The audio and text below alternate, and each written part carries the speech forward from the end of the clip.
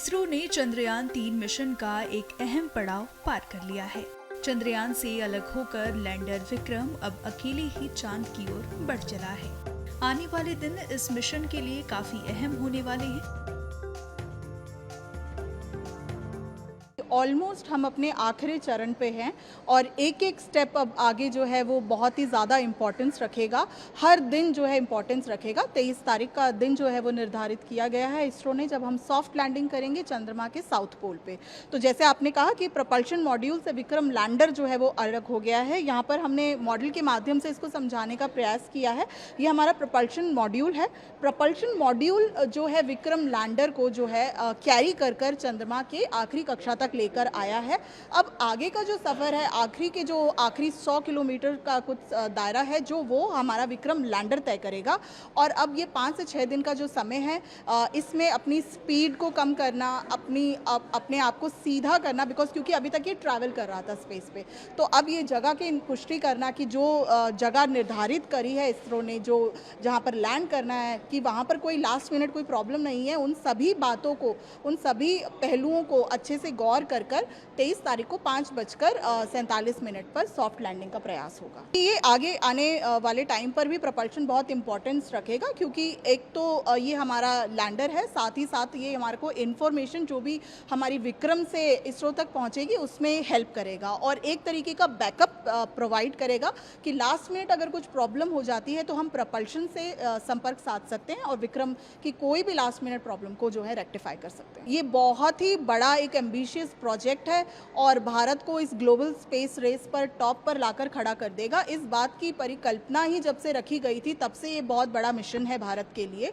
चंद्रयान 2 में हम नहीं कर पाए थे, पर चंद्रयान 3 में हम कर पाएंगे। और जिस तरीके की इंफॉर्मेशन भारत कलेक्ट करने वाला है चंद्रयान 3 के माध्यम से, उस तरीके की इंफॉर्मेशन बाकी किसी देश के पास नहीं है। ना कि केवल खनिज, किस तरीके की गैसें, किस तरीके का सेस्मिक एक्टिविटी चंद्रमा की उन सतह पे होती हैं, किस तरीके के क्वेक्स आते हैं, आंधी चलती है, तूफान चलती है और उस पर अर्थ पे क्या प्रभाव पड़ता है, उन सभी बातों की पुष्टि करेगा। साथ ही में क्या मून इंसानी जीवन को बसाने के लिए, कॉलोनीज को बसाने के लिए हैबिटेबल बनता है या नहीं, उस बात की पुष्टि करेगा। और आने वाले समय पर जब हम किसी दूसरे प्लैनेट पे जाने का प्रयास करते हैं तो हमें एक तरीके का बेस स्टेशन प्रोवाइड करेगा। तो बहुत ही बड़ा मिशन है। साथ ही हमारे फ्यूचर के स्पेस से जुड़े सभी चुनौतियों को, सभी आने वाली अपॉर्चुनिटी को एक बहुत बड़ा स्थान देगा। आज जो प्रोपल्शन मॉड्यूल था, जो लैंडर और उसके अंदर, उसके भीतर जो रोवर है जिसका प्रज्ञान है, तो ये दोनों सेपरेट हो गए थे। अभी क्या होगा कि ये जो लैंडर है वो ऑर्बिट करता रहेगा चंद्रमा के आसपास एक सर्कुलर ऑर्बिट पे। अभी 153 इंटू 1763 किलोमीटर्स का है, जो सर्कुलर ही है। बाद में ये 100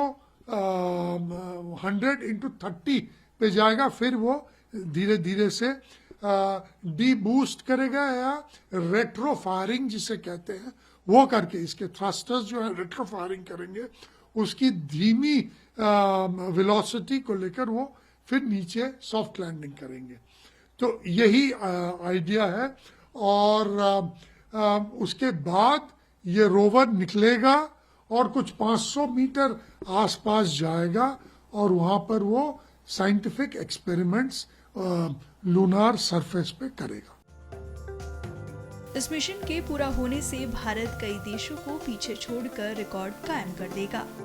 अगला पड़ाव तब आएगा जब लैंडर चांद से 30 किलोमीटर की दूरी पर पहुंचेगा, जब उसके चांद की सतह पर नीचे उतरने की प्रक्रिया शुरू हो जाएगी। लैंडर आगे फूंक फूंक कर कदम रखेगा। चांद की सतह से 100 मीटर की दूरी होने पर लैंडर रुकेगा और ये मुआयना करेगा कि क्या ये लैंडिंग के लिए सही जगह है।